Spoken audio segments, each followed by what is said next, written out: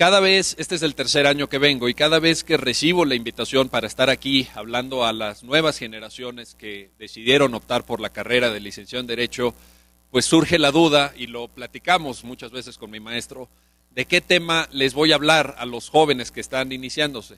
Y uno siempre está tentado, porque pues tiene uno sus preferencias temáticas, a elegir temas de fondo, jurídicos, hasta de actualidad.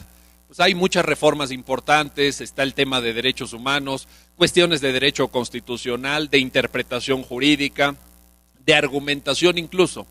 Pero en todos estos 3 años hemos optado por dar una visión general de temas que estimamos no se comentan en la carrera.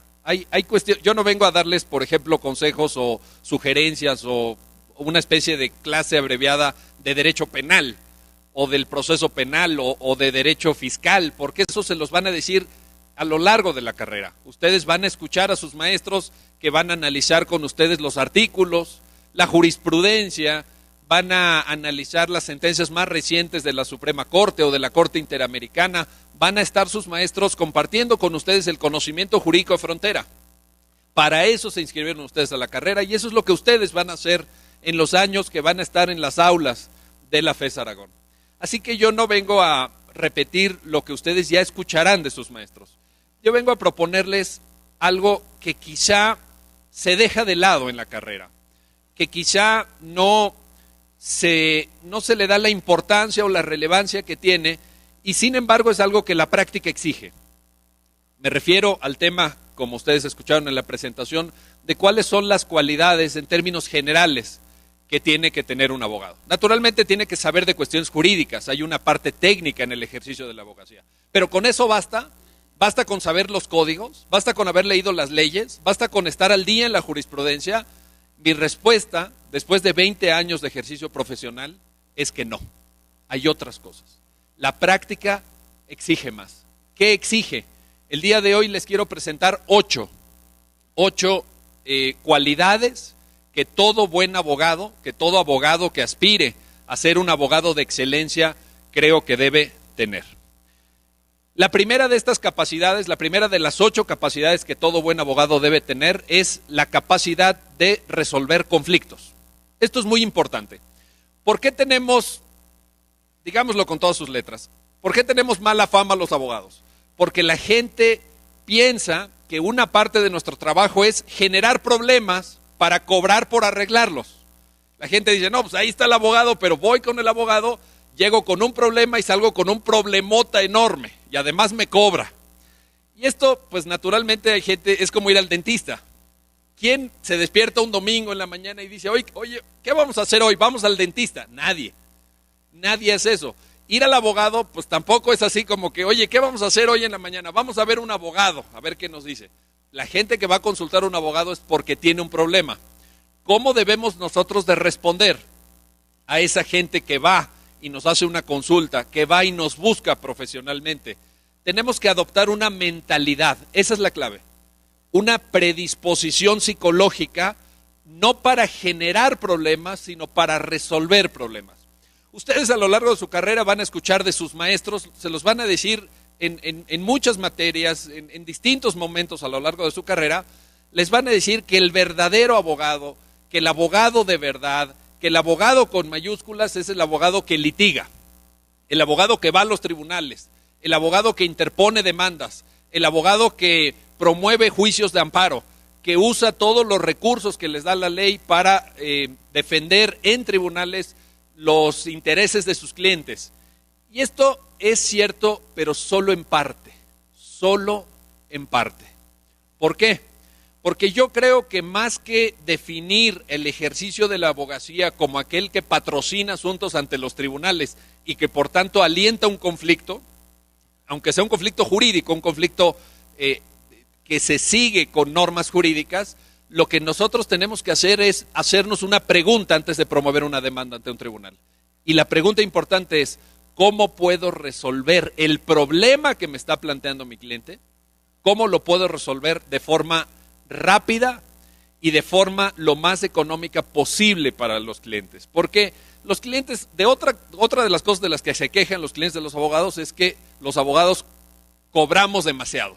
Y no todos, la verdad es que ahorita lo venía platicando con mi maestro, los honorarios profesionales han caído estrepitosamente. La verdad es que hay muchos temas en donde hoy, no sé si han visto estos letreros que de pronto cuelgan ahí, estos penones, divorcios por 3,000, divorcio express 3,000 pesos, ¿no? Afuera del metro están. En 6 cómodas mensualidades además. Dice uno, caray, pues ese despacho de abogados, ¿cuántos divorcios tiene que llevar al mes simplemente para poder pagar la renta? ¿Cómo va a llegar a fin de mes ese despacho con una nómina, con una renta, con gastos fijos y además teniendo que pagar pues lo que todos tenemos que pagar? Los horarios profesionales han caído, pero la gente se queja de que, además de que tiene un problema, el segundo problema derivado del primero es pagarle al abogado. Así que nosotros tenemos que pensar en que no siempre la mejor solución al problema de nuestros clientes va a ser acudir ante un tribunal y promover una demanda. ¿Qué más podemos hacer? Pensemos, ¿qué más podemos hacer? Tenemos que aprender, por ejemplo, y quiero que esto se entienda en su justa dimensión, no saquen conclusiones anticipadas. Tenemos que aprender en la carrera porque sirve en la práctica, se los aseguro y les puedo dar fe y testimonio de que se utiliza y de que sirve en la práctica. Tenemos que aprender a negociar algunos asuntos. Y no cuando digo negociar, hay gente que dice, es dar mordida, es dar dinero. No tiene nada que ver. Pero hay muchos asuntos, hay muchísimas materias en donde si nosotros tenemos capacidad de negociación, si nosotros nos orientamos a resolver el problema, podemos dar una mejor solución para nuestros clientes, para la gente que pone su patrimonio, su libertad, sus intereses en nuestras manos. ¿En qué se puede negociar? Por ejemplo, imaginen todo el ámbito enorme de negociación que cabe en el litigio familiar. ¿Qué se litiga en familiar? En familiar se litiga disoluciones de vínculos conyugales. Ustedes están muy jóvenes para saberlo, pero la gente se casa enamorada y ¿qué creen? ¿Qué pasa después de un tiempo? No, ahorita ven a sus novios y dicen, oye, qué guapo está, qué galán, no sé. Pero 5 años después de haberse casado, dice, hijo, man, este cuate no lo aguanto. Hoy en día, de cada 2 matrimonios que se celebran en México, 1 termina en divorcio. El 50% de los matrimonios terminan en divorcios. Y esos divorcios normalmente están llevados o asesorados por abogados. ¿Hay cancha para negociar los términos de un divorcio, sí o no? La respuesta es sí. Si nosotros pensamos en pelearnos, si nosotros pensamos en que nos vamos a fregar al otro, al cónyuge, nos contrata un cónyuge, es muy común esto. En la práctica nosotros lo vemos en el despacho. Llega, por ejemplo, la señora, oiga, licenciado, es que el maldito desgraciado de mi esposo se fue a Acapulco con su noviecita 20 años menor. Esto, no sé, hay una cosa entre los señores de cierta edad y no sé cómo funciona, pero hay un asunto ahí, entonces se las llevan a Acapulco de fin de semana, se entera la esposa, llega fúrica al despacho y entonces te dice la esposa, licenciado, quiero que me ayude a quitarle todo. Y le digo, ¿qué es todo, señora? Todo es todo. La casa de no sé dónde, la camioneta, la cuenta bancaria. Y licenciado, quiero que no vuelva a ver a sus hijos. Sí, esto es muy común. Si nosotros somos abogados orientados al conflicto, ¿qué le vamos a decir a la señora? Hay muchos colegas que lo hacen, Hay muchos abogados que la respuesta frente a estos planteamientos del cliente es, claro que sí, señora, lo vamos a dejar sin un centavo, lo vamos a dejar en la calle. Porque además te dicen, y quiero que le quite el 90% de su salario. Sí, para que ya no se pueda ir de vacaciones con la señorita. Bueno, y entonces dice uno, a ver, ¿cómo le voy a quitar el 90% del salario? O sea, no hay ningún tribunal en México que otorgue una pensión que quite el 90%, vaya, ni siquiera que tengas 3 divorcios, ¿no? Llegas a eso. Entonces, pero eso te piden. ¿Cuál es la predisposición psicológica que tenemos que tener? ¿Cuál es mi sugerencia? Si ustedes son abogados tradicionales orientados al conflicto, le van a decir a la señora, claro señora, le vamos a quitar todo, lo vamos a dejar en la calle, no va a tener un centavo para irse de vacaciones con su amante nunca jamás, le va a pedir perdón de rodillas. Pero si nosotros somos abogados orientados a resolver el problema, le tenemos que decir a la señora cuál es el esquema de solución mejor para ella y para los hijos. Esto hay que tenerlo muy en cuenta. ¿Cómo podemos resolver el problema de manera adecuada? Porque si nosotros, por ejemplo, en un esquema de confrontación de un divorcio, esto pasa todos los días en la práctica, apretamos mucho para obtener una pensión de alimentos para los niños muy alta, ¿qué es lo que va a pasar? Y pasa todos los días, el señor va a dejar de pagar. Punto. Los señores se desentienden, dicen, bueno, sí, tuve 3 hijos con esta señora y todo, pero ya nos divorciamos, ahí nos vemos. Y desaparecen. Y es muy difícil, créanme, en la práctica es muy difícil agarrarlos con las pensiones alimenticias. Por eso hay un proceso de reforma ahorita que está a punto de aprobarse, que pide que le quiten el pasaporte a quien no pague pensiones de alimentos a sus hijos. Porque es la única forma, o es una de las formas a través de las cuales pueden agarrar a los deudores alimenticios. ¿Qué más podemos hacer además de negociar? Podemos intentar otras vías, los llamados métodos alternativos de solución de controversias. Lo que les quiero decir es, no todo es litigio, no todo es pleito, no todo en el ejercicio profesional es demandar a la otra parte. Podemos acudir a un esquema de mediación. Podemos acudir a vías de reparación del daño que están ahora creciendo mucho, por ejemplo, en materia penal, cosa que antes era impensable.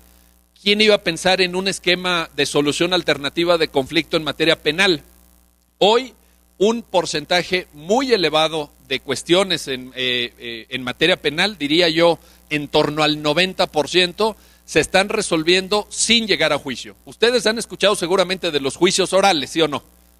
Y estarán deseosos de llevar un juicio oral. Seguramente muchos de ustedes desde primer semestre se compraron un traje y una corbata para su primer juicio oral. Desde primer semestre ya tienen su corbata lista para su primer juicio oral. Déjenme decirles esto, este es el dato real, este es el dato real de la práctica.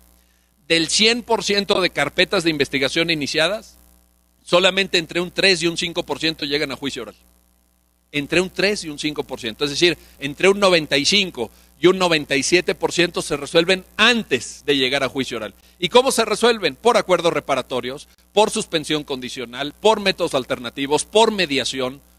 Podemos acudir a estas vías, pero solo podemos acudir a ellas si nuestra mentalidad, la mentalidad con la que ustedes van a egresar de la carrera de Derecho, es una mentalidad orientada no a generar conflicto, sino a arreglar conflictos. Esto es muy importante. Les va a ir muy bien en la práctica si adoptan este punto de vista, créanme.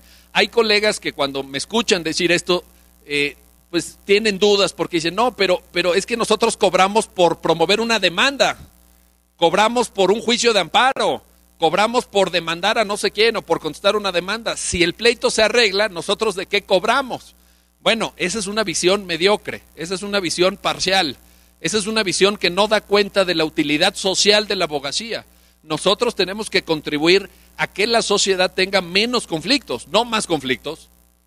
Y es verdad que cuando arreglas los asuntos cobras menos. Mi experiencia profesional dice no. A ver, aquí pongo un paréntesis, un matiz. ¿Cobras menos? Sí cobras menos. Cobras menos por ese asunto. Pero imagínense la diferencia entre cobrar, por ejemplo, por un asunto que resuelves en 2 semanas 30,000 pesos o por cobrar 300,000 pesos en un asunto que te va a llevar 5 años para resolverlo. ¿Qué elegirían ustedes? A ver, este es un dilema de la práctica. No sé si lo habían pensado. ¿Ya lo habían pensado o no? A ver, la práctica es así. ¿Cómo creen que es la práctica? ¿Creen que es como los exámenes que les aplican aquí de opción múltiple, cosas así? La práctica es que llegue el cliente y tú dices, ¿qué le recomiendo? ¿Arreglamos el asunto y en 2 semanas y yo cobro 30,000 pesos? ¿O nos vamos a un pleito eterno donde voy a promover muchísimas demandas y voy a tener muchas audiencias a lo largo de 5 años y le voy a cobrar 300,000 pesos? ¿Qué harían ustedes? ¿Qué harían ustedes? Saquen la cuenta. A ver, saquen la cuenta rápido. ¿Qué conviene más? 30,000 ahorita, ¿sí o no? ¡Claro! ¿Por qué? Porque tú atiendes ese asunto y dentro de 2 semanas ya estás atendiendo otro asunto y en 2 semanas estás atendiendo otro asunto y esas personas a las cuales ayudaste a resolver el problema te van a recomendar con más clientes. Te van a recomendar con más clientes. Déjenme les digo algo que no se menciona en la carrera. A mí nadie me lo dijo. Lo he tenido que aprender, pues ahora sí que con cabezazos en la práctica. Uno puede llegar a cansarse incluso de sus clientes. Normalmente, ¿qué es lo que nos transmiten en la carrera? El cliente que se cansa del abogado, que se queja del abogado. Déjenme les digo esto, uno se puede cansar del cliente. Todos los viernes te llama el cliente y te pregunta, ¿cómo va mi asunto, licenciado? ¿Cómo va mi asunto, licenciado? Pues no camina el asunto, pero no depende de uno. Uno no puede ordenarle a un juez, Yo no le puedo dar una orden a un magistrado, oye, resuelve mi asunto porque mi cliente ya le urge. ¿Qué hago? Cada viernes me llama, durante 5 años. Es una pesadilla. ¿Te conviene más tener una actitud predispuesta a resolver el conflicto, sí o no? Esa es mi primera sugerencia, esa es la primera cualidad. Segunda cualidad, es muy importante que ustedes desarrollen habilidades desde la carrera. En la práctica se los lo van a tener que tener, pero a mí me gustaría que desde la carrera ustedes estuvieran en la disposición de saber buscar información. Esto es muy importante, que ustedes activamente sepan buscar información y realizar investigación de hechos. Esto tiene varias razones. ¿Por qué sugiero como segunda cualidad saber buscar información y saber investigar hechos? La primera es que, como ustedes van a ver a lo largo de la carrera, el mundo de las normas jurídicas es verdaderamente amplísimo. Hay no es exclusivo de México, pero en México hay una verdadera proliferación de normas jurídicas. Si ustedes revisan el diario oficial, si ustedes leen la Gaceta Oficial de la Ciudad de México o del Estado de México, el periódico oficial o cualquier órgano de difusión del conocimiento jurídico, van a ver que hay literalmente cientos de miles de normas jurídicas en México. Y cuando llega a veces un cliente al despacho a las 9 de la noche, un viernes, y te plantea un asunto y te dice, oiga, licenciado, pero es que hay que contestar la demanda el lunes. Es el último día. Y dice, oiga, si el código dice que tiene usted 30 días, ¿por qué me vino a visitar el viernes a las 9 de la noche? ¿No? Ya va cerrando el despacho y llega oiga, 5 minutos, licenciado. Le quito 5 minutos y ahí te pone el asunto. ¿Lo aceptas o te vas a ver la telenovela de las 10?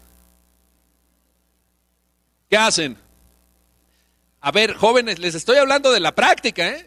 Esta es la práctica. Estás a las 9 de la noche el viernes, ya ya te estás quitando la corbata, dices, ya por fin terminó. Tienes una reservación en un restaurante bonito para tu segunda esposa. Y llega el cliente. ¿Qué haces? Y vence el término esto es de todos los días.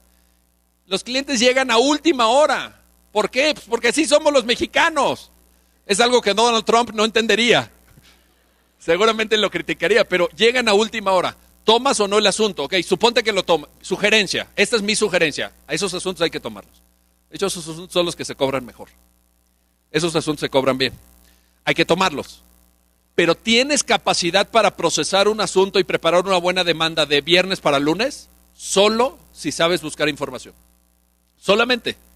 Por eso es una cualidad que ustedes tienen que tener. Ustedes se tienen que orientar en ese mare magnum de normas jurídicas. Hay muchas leyes.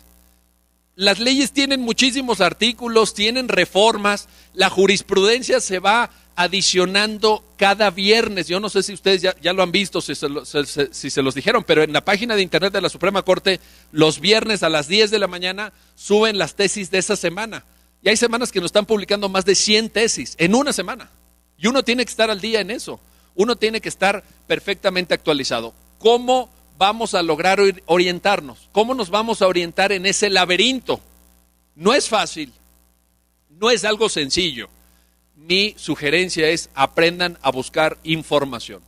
En una de las conferencias que di en este mismo auditorio Vasconcelos de la FES Aragón, me acuerdo muy bien, creo que fue la primera, yo les dije, dejen de lado, fue una sugerencia que hice hace 2 años, dejen de lado una actitud que yo también la tuve a lo mejor cuando fui alumno, no sé maestro si la tuve o no, usted me dirá, pero que es esta actitud pasiva de los alumnos. ¿A qué me refiero? ¿A qué me refería en esa conferencia? Por ahí está el video en YouTube para que lo busquen. Me refería al hecho de que llega el alumno, se sienta en el salón y espera que el maestro le transmita el conocimiento que requiere en cada materia. Créanme, es un error. Es un grave error. Yo a lo mejor también lo hice. No lo sé, la verdad, no me acuerdo muy bien, pero ahora sí me doy cuenta que lo que hay que hacer es ser alumnos proactivos. No esperen a que el maestro les transmita toda la información. No es una especie de tobogán en donde el maestro sube con su bola de conocimientos y los avienta por el tobogán y el alumno está abajo esperando el maná del conocimiento. Esto no funciona así, amigos. Ustedes tienen que buscar activamente desde ahorita. desde primer semestre el conocimiento. Y lo pueden hacer por internet, lo pueden hacer en las bibliotecas, le pueden pedir bibliografía a sus maestros, se pueden meter a YouTube a ver videos, pueden hacer muchísimas cosas, pero lo tienen que hacer activamente. Y eso les va a repercutir en la práctica. ¿Por qué? Porque en la práctica tienen que hacer lo mismo. En la práctica tienen que hacer lo mismo. De repente llega al despacho un asunto, están acusando. Ahora, paso a la segunda idea. Investigación de hechos. ¿Por qué tenemos que saber analizar hechos? Normalmente en la carrera sus maestros les van a enseñar a analizar normas. Les van a decir, oye, el artículo fulano define la compraventa en estos términos. Y te lo tienes que saber y lo tienes que poner en el examen. O les van a explicar las cuestiones de derecho romano, por ejemplo, del digesto, etcétera. ¿Qué pasa en la práctica? En la práctica no nos limitamos a examinar normas. ¿Tenemos que saber las normas? Sí, se los acabo de decir, y tienes que buscarlas activamente, orientarte en ese laberinto. Pero tenemos que saber analizar hechos. Imaginen que llega un asunto al despacho en donde están acusando a una persona a la que ustedes representan de un robo o de una violación o de un homicidio que se cometió en un estacionamiento a las 3 de la madrugada y hubo 2 testigos. Uno que estaba a 30 metros del lugar de los hechos, que era el velador del estacionamiento, y otro señor que estaba recogiendo el coche a la misma hora en la que sucedieron los hechos. Entonces, está así planteado, es una violación o un robo, lo que ustedes quieran, un homicidio, lo que sea. Tenemos que saber analizar esos hechos. Por ejemplo, ¿a qué distancia estaba el velador? Por ejemplo, ¿qué tanta intensidad lumínica había en ese estacionamiento? 3 de la madrugada. Si no había buena iluminación y el velador estaba a 70 metros, ¿pudo darse cuenta perfectamente de los hechos para basar en ese testimonio una sentencia condenatoria? Por ejemplo, ¿qué pasa si el velador usa lentes? ¿Es relevante que use lentes el velador? Claro, y vamos a investigar incluso cuántas dioptrías tiene. Y vamos a investigar si tiene astigmatismo o miopía. Todo eso es relevante. ¿Y eso son normas jurídicas? Eso no son normas jurídicas. ¿Qué son? Hechos. Tenemos que saber investigar hechos. Tenemos que saber cómo fue el lugar en donde sucedió el presunto delito. Tenemos que saber las cualidades, incluso, insisto, las capacidades sensoriales de los testigos, etcétera. Así que conocer las normas es una parte, pero la otra parte tiene que ver con saber analizar hechos. A mí, una de las cosas que me ha sorprendido en la práctica es que hay veces que uno, digamos, bien preparado para un asunto, piensa que se puede ganar ese asunto jurídicamente. Y hay veces que lo que menos importa son las normas jurídicas. Déjenme les cuento rápidamente una anécdota que tuvimos en el despacho hace unos años. Llega una empresa y me dice, me están demandando un adeudo, o un proveedor de esta empresa lo demanda porque le dice, me dejaste de pagar 38 millones de pesos. Ese fue el caso que nos llega. Me dejaste de pagar 38 millones de pesos, lo demandan por vía mercantil, nosotros tenemos que constar la demanda, y entonces yo inmediatamente le pido al cliente las facturas, le digo, a ver, ¿en qué se está basando? ¿Cuál es el documento base de la acción? En fin, empezamos a estudiar el asunto, vemos las disposiciones del Código de Comercio, la ley de títulos de operaciones de crédito, en fin, toda la argumentación jurídica. Y ya estábamos metidos en eso, llevábamos 3 días clavados en ese asunto, trabajando en ese asunto 10 horas diarias, y de repente llega un pasante de mi despacho, me dice, oiga doctor, ¿ya vio la escritura que le da poder al abogado para promover el juicio de la parte contraria? Le digo, a ver, espérame, estoy aquí con la factura, o sea, ve el monto de facturas que o sea, ve esta montaña de documentos, no me distraigas. Doctor, ¿ya vio la escritura notarial que le da poder? Le digo, a ver, espérame, este es un asunto, estamos 38 millones de pesos, concéntratele. Doctor, ya vio, a ver, ¿qué pasa con, a ver, tráiganme la escritura? La demanda era en la Ciudad de México, las 2 empresas tenían su sede en la Ciudad de México, la escritura la había expedido un notario de Chiapas. Entonces yo dije, a ver, ¿por qué una empresa que tiene un pleito en la Ciudad de México, que va a promover un juicio en la Ciudad de México, que tiene su sede en la Ciudad de México, va a Chiapas a pedirle a un notario que haga una escritura? Como que no me checa, ¿verdad? Dije, a ver, ¿quién es este notario? Bueno, no les quiero hacer el cuento largo, ni puedo darles más datos por razones de secreto profesional, pero el chiste es que detectamos que ese notario había sido demandado por expedir escrituras falsas, por hacer testimonios notariales falsos, y un año antes de que expidiera esa escritura, había sido suspendida su patente notarial. Es decir, no tenía facultades. ¿Importaron las facturas? ¿Qué fue lo que yo le contesté en el juicio? Señor, usted no tiene capacidad jurídica para demandar a la empresa de mi cliente. ¿Por qué? Porque el poder notarial que tiene fue expedido por un notario que no podía expedirlo. Tan, 38 millones, 32 millones, 15 millones, 6, nada, cero, se llevaron 0 centavos. Y no importa si sabes mucho derecho mercantil o sabes poco derecho mercantil, ¿qué importó? Tu capacidad de analizar hechos. Tu capacidad de analizar hechos. Les estoy hablando de casos reales. Entonces, esa es la segunda cualidad que les quiero compartir esta tarde. Tercera cualidad importante. Los abogados necesitamos desarrollar amplias capacidades comunicativas. Amplias capacidades comunicativas. Esta sería la tercera de las cualidades que yo sugiero que ustedes desarrollen, que ustedes busquen activamente, que ustedes tengan. Capacidades comunicativas tanto de forma escrita como verbal. ¿Por qué? Porque la herramienta de trabajo de nosotros los abogados, aquello con lo que nosotros trabajamos en el día a día es la palabra. ¿De qué están compuestos los códigos? De palabras. ¿Cómo está escrita la Constitución? A través de palabras. ¿Qué es lo que integra o qué es lo que compone una demanda, una contestación de demanda? Palabras. Así que en la medida en que nosotros seamos excelentes manejando el idioma, manejando el lenguaje, sabiendo utilizar de manera apropiada, correcta, idónea, pertinente las palabras, vamos a ser mejores abogados. Vamos a ser mejores profesionistas del derecho. Y aquí la pregunta es muy sencilla. ¿Saben ustedes escribir bien? ¿Saben redactar bien? ¿Redactan con claridad? ¿Redactan con nitidez o echan puro rollo, bla, bla, bla, faltas de ortografía, párrafos de 58 líneas? ¿Tienen esa capacidad o no? Y la segunda pregunta, ¿están preparados para hablar en público? ¿Qué va a pasar en una audiencia oral? Ya se compraron su traje, su corbata, las damas su traje sastre para su primer juicio oral. ¿Pero basta con eso? ¿Basta con que vayas muy elegante? El juez le va a decir, licenciada, pase usted aquí al frente, tiene usted 15 minutos para exponer su teoría del caso, dígame qué pasó, te va a decir el juez. Y en ese momento, claro, en tu primer juicio oral va a estar tu mamá en el público, ¿no? Ese es el primer obstáculo que tienes que superar psicológicamente. Y te va a estar regañando, traes chueca la corbata. Tú te estás intentando acordar del artículo 284, fracción 15ª, párrafo segundo, ¿no? Y tu mamá te dice, traes chueca la corbata. Pero bueno, el chiste es que te va a decir el juez, tienes 15 minutos para exponer tu teoría del caso. ¿Están preparados para eso? ¿Están preparados, por ejemplo, para cuando de repente ustedes están interrogando a un testigo y el abogado de la parte contraria dice, ¡objeción! ¿Qué hice? ¿Qué hice mal?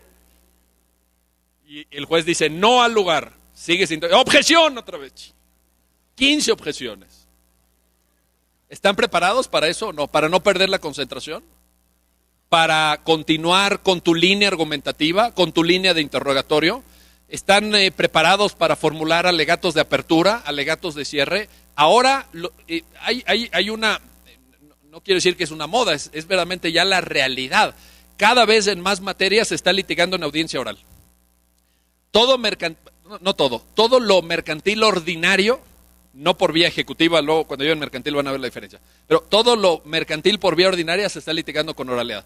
Todo lo familiar en la Ciudad de México se está litigando con oralidad. Todo lo penal se está litigando con oralidad. Todo lo penal, fraude, homicidio, violación, delitos contra la salud, delitos financieros, etcétera, se está litigando con oralidad. ¿Qué va a pasar el día que tengan ustedes que enfrentarse a una audiencia oral si no tienen este dominio del lenguaje?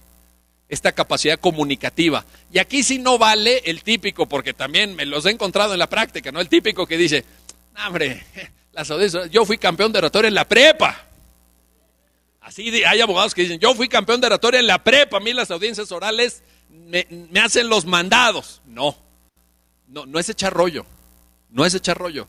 Tienes que ser concreto, tienes que ser preciso, tienes que ser exacto, tienes que decir las palabras pertinentes porque esa es tu oportunidad. ¿Saben hoy cómo se resuelven los amparos directos en materia penal, los amparos que se promueven contra la segunda instancia en materia penal? Le mandan al tribunal colegiado la grabación en DVD o en archivo informático de la audiencia. ¿Qué es lo que ven los magistrados de un tribunal colegiado para resolver tu amparo en materia penal? No el gran expediente como era antes, no les mandan los tomos y tomos, les mandan el DVD. Entonces, si tú hablaste bien en la audiencia, el magistrado colegiado te va a entender. Si tú nada más fuiste o estuviste con las muletillas, las muletillas como no te van a dar el amparo. Mi tercera sugerencia es que desarrollen capacidades comunicativas, que sepan hablar bien, que sepan escribir bien. ¿Y esto cómo se aprende? A escribir bien se aprende leyendo mucho. No hay atajos. No hay de que, yo los sábados tomo un curso en la mañana. No, eso no funciona de esta manera. A escribir bien se aprende leyendo mucho y leyendo cosas buenas. Y cuando digo cosas buenas, aquí mismo en este auditorio ya lo he comentado, cuando digo cosas buenas no me refiero a los clásicos que de pronto pueden ser aburridos. Dice, oye, sí, ya me compré las obras completas de Platón. ¡No! Se van a aburrir en 5 minutos.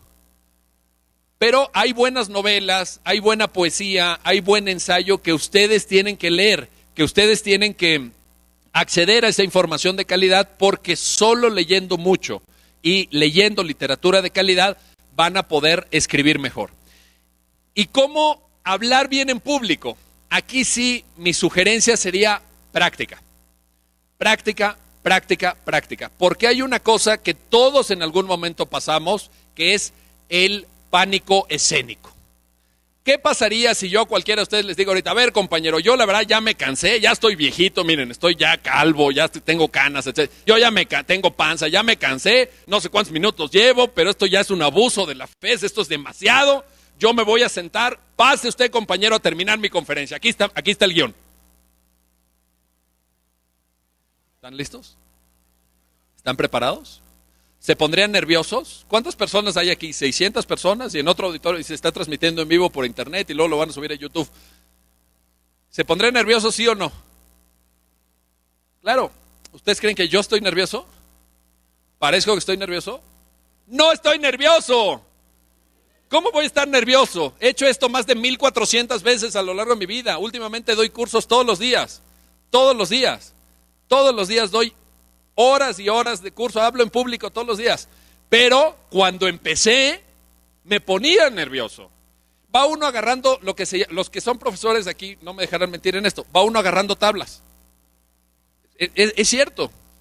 Vas practicando y vas practicando. Ahora, si ustedes, ojo, en su carrera nunca tuvieron la oportunidad de pasar al frente del grupo y hablar en público, nunca tuvieron la oportunidad de hacer una audiencia oral simulada, no sé si hay aula de... Okay. Pidan esa aula. Si sus maestros de procesal no los obligan a simular audiencias orales, ustedes organícense en grupos, hagan simulacros de audiencias orales, porque si tú a lo largo de tu carrera jamás hablaste en público, y llegas a tu primera audiencia por homicidio doloso y nunca has hablado en público y te dice el juez, bueno, licenciada, ahora sí, tiene usted 15 minutos para plantear su teoría del caso en el alegato apertura. Sí, pero traigo mi traje sastre, muy bonito. Traigo mi traje que me compré aquí en el centro comercial de Galerías. ¡Qué padre! Sí, no. ¿Cómo van a aprender a hablar bien en público? Práctica, práctica, práctica. Es común, esto sí se los digo, es natural, no se asusten, es natural, es algo que tiene que ver con el ser humano, nadie tiene por qué avergonzarse o sentirse mal, todos en alguna etapa nos ponemos nerviosos al hablar en público. Hay gente a la que le empieza a sudar, por ejemplo, las manos u otras partes del cuerpo, hay gente que siente que no puede respirar, por ejemplo, siente una opresión en el pecho porque... ¿Qué es eso? Tensión nerviosa. Estás tenso, tienes ansiedad, tienes nerviosismo. ¿Es algo que por lo cual debamos de rendirnos? No. ¿Es algo por lo cual debamos de sentirnos mal? No. Es algo perfectamente estudiado por los psicólogos. Los psicólogos han demostrado que uno de los miedos, uno de los temores más difundidos entre los seres humanos es el temor a hablar en público. Pero hay que hacerlo. Hay que hacerlo porque hoy el derecho, el ejercicio profesional de la abogacía lo requiere, te lo exige. Porque ni modo que digan, no, yo la verdad esto de las audiencias orales, no me gusta hablar en público, no sé hablar en público, yo no puedo respirar cuando hay gente enfrente de mí. Así que yo puro litigio escrito, cada vez van a ser menos. Cada vez hay menos materias y cada vez hay más oralidad. La oralidad es un paradigma procesal que se está ampliando, que se está expandiendo. Cada vez en más número de materias va a haber audiencias orales, así que ustedes tienen que estar preparados. Esta es mi tercera sugerencia. Cuarta sugerencia, tienen ustedes que desarrollar capacidades de planeación y organización profesional. Planeación y organización profesional. ¿Por qué? Porque en la práctica, ustedes, quienes nos dedicamos a profesiones liberales, como se llama tradicionalmente, así se le ha llamado a la abogacía, una profesión liberal en el sentido de que no necesariamente podemos trabajar como empleados de alguien, sino encabezar un proyecto empresarial, tenemos que saber organizarnos. Hay cosas que nadie les va a decir en la carrera, óiganlas, regálenme su tiempo, su concentración para oír esto. Uno tiene que aprender a organizarse. De repente dice uno, espérame, yo saqué 10 en Derecho Civil, llegas a la práctica de tu despacho y el primer problema con el que te enfrentas no es un gran problema de posesión o de propiedad, o un tema familiar. El primer problema es pagar el teléfono, pagar la luz, pagar la nómina, contratar gente. A ver, contrato a un telefonista, uno o dos mejor. Oye, háblale a Telmex que nos ponga una línea. ¿Cuántas líneas necesitamos? 20 líneas, perfecto, 600 pesos cada línea. ¿Necesitamos 20? ¿Necesitamos 2 líneas? Segundo, temas de agenda. De repente llevas los asuntos de 15 empresas. Estás llevando los asuntos de 15 empresas, de las cuales 13 ya están judicializados. Tienes una audiencia para desahogar una prevención, tienes una audiencia para formular alegatos, tienes 2 audiencias de prueba, en donde una de ellas tienes que presentar una prueba pericial que se tiene que preparar con anticipación, tienes que tener el dictamen. ¿Eso requiere organización o no? Requiere agenda. Tienes que llevar una muy buena agenda en la práctica. ¿Por qué? Porque hay otro elemento que los malos abogados nunca reparan en ello y casi los maestros en las escuelas luego no lo señalan, los términos procesales. Los términos procesales. Si tú llevas un solo asunto, pues a lo mejor tienes muy claros los términos. No, pues es que el asunto de la señora, pues mañana o pasado mañana vence el término, tenemos que presentar hoy la demanda. Está bien, pero ¿qué pasa si llevas 20 asuntos? ¿Te acuerdas de todos los términos procesales? ¿Te acuerdas de todas las fechas en las cuales vence, en las cuales tiene que estar preparado el dictamen pericial, en las cuales tienen que estar ofrecidas las pruebas, en las cuales tienes que estar a las 10 de la mañana en un juzgado y luego a las 10:30 te ponen en otro juzgado, una audiencia? ¿Qué necesitamos? Organización. Necesitamos capacidad organizativa y necesitamos capacidad de planeación. Y no nada más dice uno, no, espérame, es que esto que dijo el doctor es facilísimo. Yo voy a la Comercial Mexicana y me compro una agenda y con eso estoy. Listo, ese punto está solucionado, me compro una agenda, están de oferta ahorita en septiembre, van a estar de descuento las agendas, 200 pesos, ya está solucionado. No, ¿por qué? Porque tienes que organizar y planear tu trabajo, pero también el trabajo de los demás. También el trabajo de los demás. Normalmente, ahorita se los voy a decir más adelante con detalle, trabajamos en equipos. Esta idea del abogado como una especie de Quijote solitario que está en su despacho reflexionando, esto en la práctica no ocurre, de una vez se los digo. Esto en la práctica no funciona de esta manera. Hay algunos que todavía lo hacen, pero es verdaderamente remoto ese ejemplo. Hoy en día los grandes asuntos se trabajan en equipo. Ahorita se los voy a decir. La quinta sugerencia, la quinta cualidad que quiero compartir con ustedes esta mañana es la siguiente. Hay que crear redes de trabajo, y lo pueden hacer desde la carrera, ojo, hay que crear redes de trabajo y redes de negocio. Esto es algo que casi, yo nunca lo escuché de mis maestros en la carrera y es algo que me he dado cuenta en la práctica que es muy importante. Déjenme, hagamos un ejercicio prospectivo. ¿En qué semestre están? Díganme en qué. ¿En primero? ¿En séptimo? Ya están en tercero, ok. La mayoría está como a la mitad, ¿no? Digamos, en promedio, digamos. ¿No? ¿Cuántos hay de... A ver, levanten la mano los de primero. Ah, no. Ok, me rindo. Ok, hagamos este ejercicio prospectivo. Imagínense cada uno de ustedes, pongan que acaben la carrera, ojalá, así lo deseo, en 5 años. ¿Todavía dura 5 años aquí la carrera? Sí. Es que hay universidades que duran 2 años, ¿no? Pero aquí dura 5 todavía, qué bueno. Sí, hay universidades que dura 2 años yendo los sábados en la mañana, nada más. Aquí dura 5, qué bueno. Yo también estudié 5 años la carrera y creo que vale la pena. Entonces, imagínense ustedes en 8 años, digamos, licenciatura y a lo mejor algún diplomado, alguna especialización, una maestría. Terminan sus estudios, ya son licenciados, ya son maestros, lo que ustedes quieran, o doctores, lo que ustedes quieran. Ponen su despacho, abren una oficina y entonces dicen, a ver, ¿cuál es su nombre, compadre? Dígame su nombre. ¿Juan Carlos qué? Despacho Ávila León y Asociado. ¿Asociados con quién? Nada más él, pero bueno, así. Ávila León y Asociado. ¿Ok? Pone su despacho, pone su letrero muy bonito, se va allá afuera del metro, hacen unas tarjetas de presentación muy baratas, le conviene mucho, haga unas 2,000 para repartir ahí a sus tías, a sus abuelas, en fin. Listo, contratas tu línea con Telmex, pones ahí tu despacho, te compras tu computadora, contratas a un recepcionista, una recepcionista, en fin, lo que sea. Listo, y te sientas en tu despacho, listo, ya. 8 años de estudiar, ya. Ávila León, abogado, bien el letrero, lo limpias bien para que esté brilloso el letrero. Listo, te sientas en tu despacho. ¿Y qué pasa? No, estás viendo el teléfono. Ahorita suena, ahorita llega el primer cliente. Ahorita cae el primer cliente. No pasa de las 11 que cae el primer cliente, ¿no? Estás desde las 7 en tu despacho, viendo el teléfono. ¿Creen que va a caer así nada más el primer cliente? O sea, el primer cliente que va a decir, oye, ya Juan Carlos puso el despacho, ¿eh? Oye, apúrate porque Juan Carlos ya puso el despacho. Ya te puedes divorciar. ¿Ustedes creen que en la práctica funciona así? Te tienen que recomendar a alguien. Alguien te tiene que recomendar. Primer requisito. Oigan esto, ningún cliente te va a contratar jamás si no sabe que existes. Punto. Y eso no importa si sacaste 10 en Derecho Civil o 10 en Derecho, no importa. Si no tuviste ningún extraordinario en los 5 años, no importa. Si el cliente no sabe que existes, ¿cómo diablos te va a contratar? ¿Cómo te va a contratar? Entonces mi sugerencia es esta, hagan redes, hagan contactos. Hagan también una actividad, déjenme, lo voy a decir de esta manera y apelo a su inteligencia y a su sensibilidad para entender el mensaje profundo que quiero darles. Hagan proselitismo de ustedes mismos.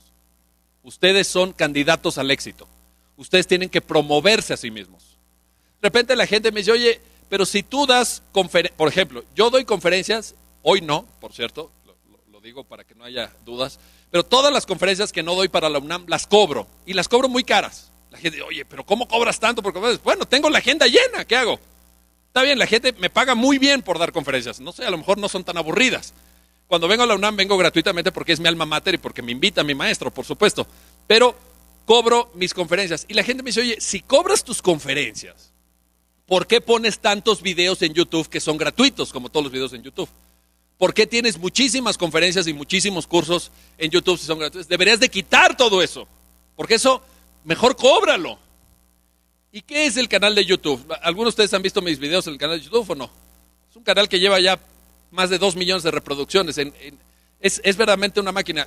Según los reportes de audiencia, se bajan de mi canal 8,000 videos diarios. 8,000 visualizaciones todos los días. 8,000 visualizaciones todos los días. ¿Es promoción, sí o no? Claro. Yo les recomendaría que ustedes tuvieran página web. Oye, ha de ser carísimo. ¡No! No es que, yo cuando abrí mi página web en 2008, yo abrí mi página, miguelcarbonell.com, la abrí en 2008. El diseñador de la página web me cobró 12,000 pesos. 12,000 pesos en 2008. Ahora acabamos de contratar una página web hace 3 semanas para el Centro de Estudios Jurídicos Carbonell. ¿Saben cuánto me costó? 1,240 pesos. 1,240 pesos. Les digo, hagan esa inversión. Juan Carlos, ¿qué me dijo? JuanCarlosAvila.com. JuanCarlosAvilaabogado.com. Claro, 1,200 pesos y usted va a estar en internet. Hoy en día, ¿cómo nos va a buscar la gente? ¿Cómo nos va a buscar? O sea, ¿ustedes creen que ya la gente está pendiente? No, oye, Juan Carlos, no, ya, Juan Carlos, ya puso el despacho, Juan Carlos. Listo, ahora sí demandemos. Pues claro que no. Tenemos que hacer redes. La gente, hay veces que cuando tú atiendes bien a un cliente, el cliente recomienda. Te recomienda con un amigo, con un familiar. Hay veces que nos pasan asuntos otros colegas. Hay colegas abogados que saben que te especializaste en derecho laboral, ellos están en derecho fiscal y cuando llegan los asuntos de materia laboral, te los pasan a ti. Pero eso es a través del establecimiento de redes. Por cierto, una cosa que no les van a decir probablemente en la carrera, se los quiero decir porque así es en la práctica. Referir clientes también genera honorarios. ¿Qué quiero decir? Si yo no litigo fiscal porque no le sé al fiscal, porque no me especialicé en fiscal, llega un cliente y me propone un asunto fiscal y yo se lo paso a mi amigo, a mi colega, a mi conocido abogado, quiere decir que ese abogado me va a dar a mí parte de los honorarios. Esto no, perdone, esto no se comenta, pero lo estoy diciendo cómo es en la práctica. ¿Y saben cuánto es? 10%. El 10% de lo que cobre el abogado se lo va a dar al colega, al que refiere al cliente. Si no lo hacen, ¿cuál es la regla? Si no te pagan ese 10%, no le vuelves a enviar a un cliente. Nunca jamás se lo vuelves a enviar. Porque es una cosa de reciprocidad. Oye, yo te referí el cliente. Le pude haber referido a otro abogado, pero preferí, Juan Carlos, enviártelo a ti. Entonces tú me debes el 10% de lo que le vas a cobrar. De los 2 millones de pesos que le vas a cobrar, 200,000 pesos son para mí, por hacer una llamada. ¿Les conviene o no?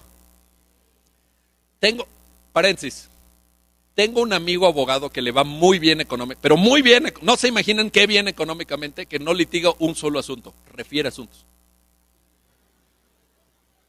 Nada más, refiere asuntos. De veras, y gana millones de pesos al mes. Millones de pesos refiriendo asuntos. ¿Es importante tener redes de contacto, sí o no? Claro, porque si no vas a estar solo durante años viendo el teléfono en tu despacho, cosa que no recomiendo.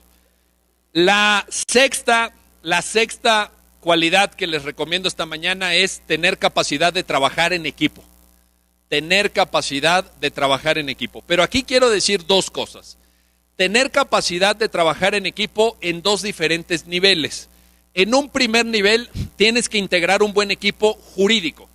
Es decir, tienes que tener colegas, tienes que tener socios en el esquema de organización administrativa que ustedes desde luego prefieran, pero ciertamente hoy la práctica profesional, lo que buscan las empresas que contratan abogados, lo que buscan los clientes con asuntos importantes, no es al abogado que está ahí solo, él que es el que abre, es el que barre en el despacho, es el que limpia, es el que prepara el café, es el que contesta los emails, el que sirve el agua. No, quieren equipos de trabajo. Y además les voy a decir una cosa, en la práctica es indispensable por la sencilla razón de que los asuntos que valen la pena son enormemente complejos. Enormemente complejos, y yo lo que he visto es que por más preparado y capacitado que estés, es difícil que tú como abogado único, solitario, solo, puedas atender un asunto grandote. Es muy complicado. La verdad es que los asuntos que valen la pena se han venido haciendo cada vez más complejos, el ordenamiento jurídico mexicano es muy complicado, los asuntos cada vez tienen mayor profundidad y es difícil que tú solo, sin el apoyo de un equipo precisamente, puedas hacerte cargo de ese tipo de asuntos. Así es que en un primer nivel hay que armar buenos equipos jurídicos. Pero, en un segundo nivel tienen ustedes que aprender a trabajar en equipo con personas de otras disciplinas. Esto es algo que yo escuché mucho en la carrera. Mis maestros me decían, no, es que el conocimiento transdisciplinar o el trabajo transdisciplinar. Y yo la verdad nunca entendí a qué se referían. Nunca supe por qué mis maestros me decían eso. Pero ¿saben qué? Lo aprendí en la práctica. Hace un tiempo llegó un cliente al despacho y nos propuso asesorarlo en un tema de redes de telecomunicaciones. Resulta que era una empresa que había competido por una concesión de la banda del espectro radioeléctrico, había perdido en la licitación, había estimado que las condiciones de la licitación habían sido injustas, perjudiciales para su empresa, que no había competido en igualdad de circunstancias, y nos pedía analizar la viabilidad de una impugnación del proceso de adjudicatorio de ese espacio de banda del espacio radioeléctrico. Y entonces, pues es una empresa que se dedica a eso, llegó con toda la documentación al despacho, la empezamos a ver, y yo, como después de 2 días de estudiar el asunto, le dije a mi equipo de trabajo, le dije, oigan amigos, yo no sé ustedes, pero yo no estoy entendiendo nada. Yo no sé qué es esto de los 600 megahertz, ¿qué es eso? No entiendo, yo nada más le sé cambiar al radio. Punto, es lo más que sé hacer. Entonces yo no entiendo nada. Y entonces nos pusimos a averiguar, pedí a través de una serie de amigos, que, oye, ¿quién es el ingeniero número 1 en telecomunicaciones de México que me ayude a entender este asunto? No, pues un cuate que está en Monterrey. A ver, le hablo al cuate, oiga, ¿usted nos podría ayudarse? Sí, cómo no, a ver, el asunto trata de esto, ¿puede usted venir a una reunión aquí? Sí, venga, va. 3 días después ya está en el despacho en la Ciudad de México, hablamos del asunto, no sé qué, le digo, propóngame sus honorarios. ¡Sas! Así unos honorarios, así, ¡pum! Grande, o sea, dije, este cuate se va a llevar el 60%. ¿Qué hago? ¿Lo contrato o no lo contrato? ¿Qué creen que hice? Le pagué sus honorarios. Muchísimo dinero me costó, pero ¿qué hago? ¿Hago un doctorado en telecomunicaciones en una semana? No puedo. ¿Qué hago? Temas medioambientales, por ejemplo, ahora hay una gran litigiosidad en ciertas partes de la República, en otras no, pero por ejemplo Quintana Roo, Baja California, Sonora en parte, Sinaloa, Yucatán en parte, hay una gran litigiosidad de temas medioambientales. Los temas medioambientales, créanme, cuando lo ven en la práctica se van a acordar lo que les voy a decir. Los temas medioambientales los tienes que ver con biólogos. Los tienes que ver con biólogos, porque uno no entiende, sí, de repente, no, es que la planta no sé qué, esa no la puedes tocar porque se tiene que... ¿Qué es eso? ¿De qué diablos me hablan? ¿No? Uno, así lo más que ha visto de plantas, pues no sé, el árbol que está aquí afuera, no sé ni de qué tipo, o sea, no tengo idea. Entonces tienes que trabajar con biólogos. Temas fiscales, tienes que trabajar con contadores. Tienes que trabajar temas de competencia económica, tienes que trabajar con economistas.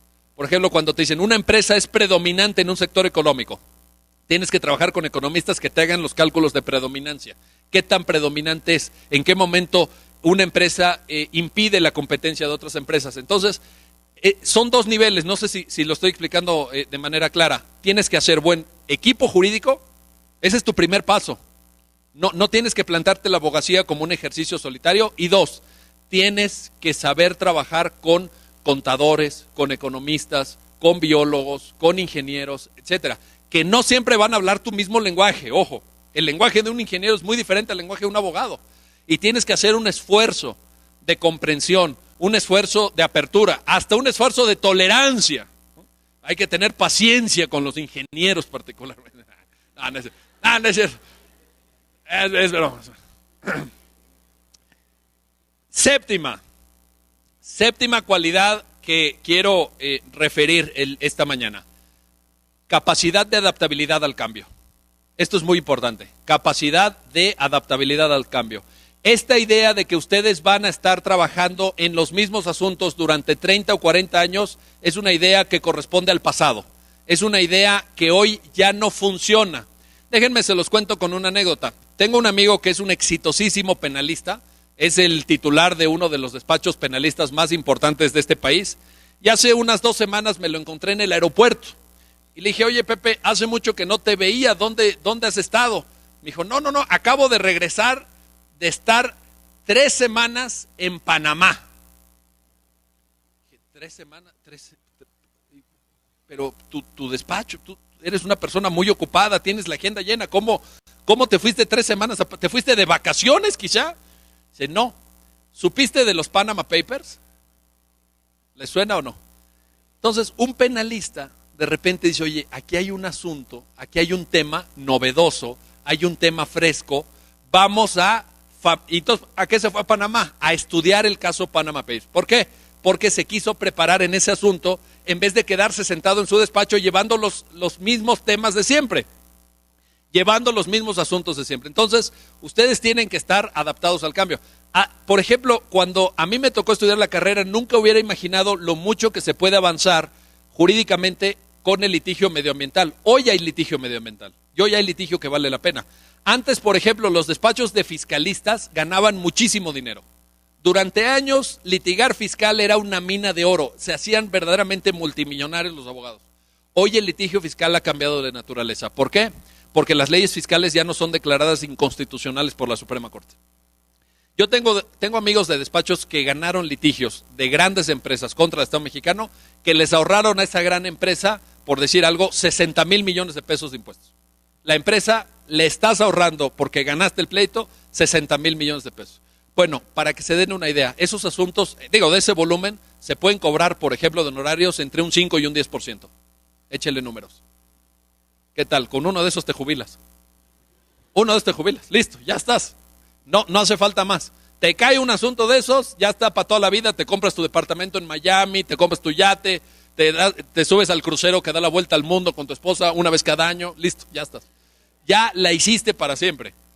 Pero tienes que tener capacidad de adaptación al cambio. No es estática la carrera va cambiando. Las condiciones de ejercicio profesional de la abogacía van evolucionando. Si tú te estacionas, si tú te quedas pretendiendo hacer lo mismo durante 30 o 40 años seguidos, te va a ir mal, no vas a tener éxito, por supuesto, profesional. Y la octava y última cualidad que quiero recomendarles esta mañana es una cualidad que no sé si se toma en cuenta de manera adecuada con la importancia que tiene hoy en día en la práctica en las escuelas y facultades de Derecho, pero es la siguiente. La octava cualidad que tiene que tener todo buen abogado es la creatividad. La creatividad. Tenemos que ser creativos. ¿Creativos para qué? Hay muchas personas, y espero que no sea su caso, que estudian Derecho pensando que al estudiar Derecho van a poder encontrar un trabajo. Ir y tocar una puerta y que les den trabajo. Créanme, si quieren tener éxito de verdad, no para ganar ahí un sueldo ahí mediocre o para tener una jornada laboral de las 9 a las 5, no. Si quieren tener éxito de verdad, mentalícense para que cuando ustedes salgan de la carrera no vayan a encontrar un trabajo, sino que ustedes creen un trabajo. Ustedes pueden crear un trabajo, ustedes pueden ser una fuente original de trabajo, una fuente original de ingresos que les provea a ustedes y a su familia de una vida decorosa.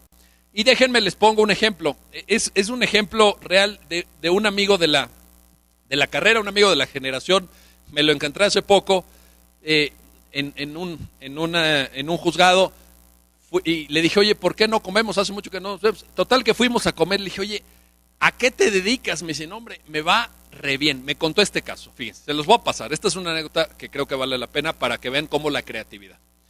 Le digo, oye, ¿dónde te va muy bien? Sí, me va extra. Le digo, ¿dónde está tu despacho? No tengo despacho. Okay. No, le va muy bien, pero no tienes. Ok. Le digo, ¿y entonces cómo le haces para que te vaya tan bien? Y me dice, me cuenta esta historia. Esta es una historia real. ¿Han escuchado hablar del torito? ¿Sí saben qué es el torito o no? Seguros. ¿Hay alguien que no sepa qué es el torito? Ok, ¿han escuchado hablar del alcoholímetro? Cuando te agarran en el alcoholímetro con copas de más, ¿cuál es la sanción? Te remiten a un centro de ejecución de sanciones administrativas. La sanción es arresto por 24 horas. Esa es la sanción por conducir en estado de ebriedad en la Ciudad de México. Y donde se cumple la sanción se llama el torito. ¿Por qué se llama el torito? No sé por qué, pero así se llama el torito. Te llevan, bueno, pues este cuate compró una van, una camioneta van, le quitó los asientos de atrás, lo adaptó como una oficina con computadora, conexión a internet, impresora, etcétera, y estacionó la van afuera del torito. Y de una u otra manera logró que a todos aquellos que remiten al torito, ya cuando están adentro, alguien les pase una tarjeta del servicio jurídico que prestan. ¿Cuál es el servicio jurídico que prestan? Amparos. Se amparan a horas de la madrugada, 3 de la madrugada. Ellos trabajan en la noche. Están ahí de madrugada. Tiene un equipo, tiene motociclistas afuera para ir en la moto a casa del secretario, depositar la demanda de amparo y pedir la suspensión.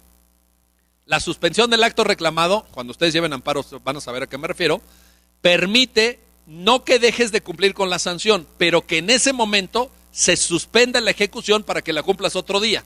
Entonces imagínense que ustedes son atrapados y remitidos al torito a las 01 horas de la madrugada de un sábado, ¿ok? Le dijeron a su mamá, mamá, voy a estudiar con unos compañeros, y te agarran y te mandan al torito. A la 1 de la madrugada, ¿sabes cuándo vas a poder llegar a tu casa? A la 1 de la madrugada del domingo ya, 24 horas después. ¿Cómo te va a recibir tu mamá? Ahora, piensen si eres empresario, eres un gran empresario, exitosísimo, y le dijiste a tu esposa, no, tengo una reunión de traes una cena con unos clientes, etcétera, y caíste en el torito. Este cuate les cobra 8,000 pesos por tramitar el amparo. 8,000 pesos por tramitar el amparo. Me cuenta que hay fines de semana que ha tramitado más de 300. Esta es una historia real. Más de 300 amparos. ¿Qué fue lo que hizo este abogado? Caminó por la senda tradicional, conocida, etcétera, de ir a pedir trabajo. ¡No! Creó un trabajo. Vio una demanda, vio una oportunidad ahí y entonces aprovechó esa oportunidad. Este abogado, que tiene mi edad, seguramente antes de cumplir 50 años se va a ver jubilado. Se va a ver jubilado. Tengo un conocido, otro amigo que tiene, sí tiene un buen despacho en Bosques de las Lomas, muy, muy lujoso, con mármol, y tiene cuadros de pintores famosos. La otra vez que fui me dijo quiénes eran, pero no me acuerdo. La verdad no puse atención, pero sí estaban padres los cuadros, estaban muy, muy bonitos los cuadros. Y era puro mármol y el despacho estaba realmente muy, muy elegante en Bosques de las Lomas. Es un despacho que yo calculo, no sé, no soy experto en bienes raíces, pero debe costar ese despacho unos 20 millones de pesos más o menos. Entonces, le digo, oye, pero para pagar un despacho así has de trabajar mucho, ¿verdad? Me dice, no, aquí tenemos jornadas laborales pues un poquito reducidas. ¿Reducidas qué significa? Pues trabajamos de lunes a jueves como de 10 de la mañana a 1 de la tarde. Le digo, ¿cómo? En la tarde no regreso, o sea, yo estoy en mi despacho hasta las 11, o sea, tú en la tarde no. Dice. Y luego le hablo de repente y me dice su secretaria que está en un crucero con su esposa. Digo, oye, a ver, aquí hay algo que no entiendo, ¿qué haces? Porque todos los abogados estamos todo el día rompiéndonos la cara y buscando clientes y resolviendo asuntos y tú eres multimillonario y no. ¿Qué haces? Este despacho se dedica solamente a redactar contratos para grandes estrellas deportivas. Así, el gran fútbol, no sé, el otro, Ronaldinho, ¿no? Ya ven que lo contrató, creo que lo contrató el Querétaro, ¿no? Los Gallos del Querétaro. ¿Quién hace el contrato? Porque ¿saben qué pasa con esas grandes estrellas deportivas cuando llegan a México? Todo lo que esas grandes estrellas hacen está regulado en un contrato. Porque les pagan por eso. Alguna vez me dejó ver un contrato, son más de 400 páginas. Hay una cláusula que dice, por ejemplo, en este contrato que vi, que si el domingo ese futbolista sale a comer con su familia, tiene que traer una gorra de tal marca con la visera hacia enfrente. No puedes tener la visera hacia atrás, tienes que hacia enfrente. Que si se va en carro, tiene que usar carro de tal marca, porque tiene que ser visto en un carro de esa marca. Si usa un carro de otra marca, está violando el contrato. Entonces le descuentan tantos miles de pesos. Todo está. ¿Quién hace ese contrato? ¡Mi amigo! Le dije, oye, ¿cuántos contratos de esos haces al año? Me dice, pues el año que nos va muy bien hacemos 10. 10 contratos. Claro, le dije, con razón te da tiempo de irte a un crucero. Con razón te da tiempo. ¿Qué hizo? Inventó. Hay que ser creativos. No busquen la senda de que ya está muy recorrida. De repente le pregunto, ¿usted qué quiere litigar? Yo laboral. Laboral. ¿Sabes cuántos litigantes laboral hay? O sea, vayan afuera de una junta de conciliación y arbitraje un día. Vean el tipo de trajes que llevan esos abogados. ¿Quieren ser así? De veras, piénsenlo. Está sobresaturado el mercado laboral, el mercado de litigio laboral. El típico, no, yo quiero litigar familiar. Claro, como no hay gente que lleva divorcios. Están cobrando 3,000 pesos por los divorcios. ¿Saben por qué? Porque el divorcio es incausado. La jurisprudencia estableció hace 1 año y medio que el divorcio es incausado. No necesitas expresión de causa. Es un tip también, porque algún día se van a casar. Ahora tienen una enorme ventaja. Cuando se quieran divorciar tienen que decir, me voy. Punto. Hacen un trámite y se van. Está disuelto el vínculo conyugal. Entonces, mi última sugerencia es que sean creativos. Están ustedes ante una gran oportunidad y ante un gran desafío. De una vez se los quiero decir, con todas sus letras, ser abogado en el siglo XXI no es fácil. Si ustedes pensaron que era una carrera fácil, si ustedes se inscribieron a Derecho pensando que no había matemáticas, si ustedes piensan que un título de licenciado en Derecho les va a asegurar buenos ingresos en el campo profesional, déjenme se los digo con todas sus letras, se equivocaron. Se equivocaron. En el derecho hay que luchar muchísimo, hay que estar muy preparados. Hay una enorme competencia, se lo dije a mi maestro antes de empezar esta intervención. El año pasado la CEP expidió, 30,000 cédulas de licenciado en Derecho en este país. En un solo año, 30,000 cédulas. Hay más de 1,800 instituciones de educación superior que imparten la carrera de Derecho. Se crean 3 nuevas cada semana. 3 nuevas instituciones que imparten Derecho cada semana. Así que van a enfrentar ustedes una enorme competencia. Si no están preparados, si no saben no solamente las cuestiones jurídicas, sino estas que acabo de decir, si no son capaces de hablar bien en público, si no son capaces de escribir bien, si no se organizan adecuadamente, si no tienen redes de contacto para trabajar y redes de negocio, si no son capaces de trabajar en equipo y hablar con profesionales de otras disciplinas, probablemente no tengan el éxito que se merecen. Así que esto es lo que les he querido compartir. Les deseo muchísimo éxito en su carrera. Creo que pueden ustedes sentirse orgullosos de que están en una gran facultad, en una gran universidad como es la Universidad Nacional. Y solo me resta 2 cosas. La primera, decirles que me voy a quedar un rato, si alguien quiere alguna firma de libros o que platiquemos un poquito, aquí afuera voy a estar. Y la segunda, agradecer, como empecé diciéndolo, agradecer el enorme privilegio de que me hayan regalado unos minutos de su tiempo, que me hayan permitido esta conversación con ustedes para enfrentar algunos de los retos, de los desafíos de la abogacía que ustedes en muy poco tiempo tendrán ante sí. Muchísimas gracias por su atención.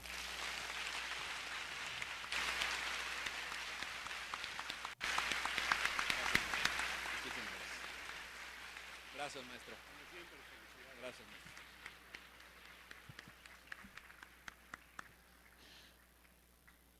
Muchas gracias, doctor, por su excelente conferencia. Solicitamos atentamente a la jefa de División de Ciencias Sociales haga entrega al doctor Miguel Carbonell de un reconocimiento, a nombre de la comunidad de la Facultad de Estudios Superiores Aragón. Por favor, maestra. Me voy a permitir dar lectura al reconocimiento. La Universidad Nacional Autónoma de México, a través de la Facultad de Estudios Superiores Aragón, otorga el reconocimiento al doctor Miguel Carbonell por impartir la conferencia magistral Cualidades que debe de tener un buen abogado. Por mi raza hablará el espíritu, Nezahualcóyotl, Estado de México, a 31 de agosto del 2016, firma el director de la Facultad de Estudios Superiores Aragón, maestro en Ingeniería, Gilberto García Santamaría González.